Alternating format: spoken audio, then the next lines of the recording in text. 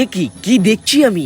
জীবন্ত কালী মায়ের পুজো চলছে। পুরোহিত মশাই ঢাকের তালে তালে নৃত্য করতে করতে পুজো দিচ্ছেন জ্যান্ত কালী মায়ের, যার পায়ের নিচে শুয়ে আছে জ্যান্ত শিব। মা কালীর এমন ভয়ঙ্কর রূপ এটাই বোঝাচ্ছে যে ভগবান শিব যতই শক্তিশালী হোক না কেন, তিনি তার স্ত্রীর শক্তির প্রতি শ্রদ্ধাশীল এবং সেই শক্তিকে নিয়ন্ত্রণ করার ক্ষমতা নেই। তাই আজ মা কালীর পায়ের সামনে শুয়ে পড়েছেন ভগবান শিব, কারণ মা কালী তাণ্ডব নৃত্য থামাতে হবে। যে হ্যাঁ, অসুর রক্তবীজকে ধ্বংস করার জন্য দেবী পার্বতী যখন মা কালীর রূপ ধারণ করেছিল, তখন রক্তবীজকে মেরে তার সমস্ত রক্ত পান করার পর মা কালীর রুদ্র রূপ নিয়ে তার ভয়ঙ্কর তাণ্ডব নৃত্য দেখে ভগবান শিব যখন বুঝতে পারলো মা কালীকে থামানো যাবে না, তখনই মা কালীর পায়ের কাছে এসে শুয়ে পড়েছিল।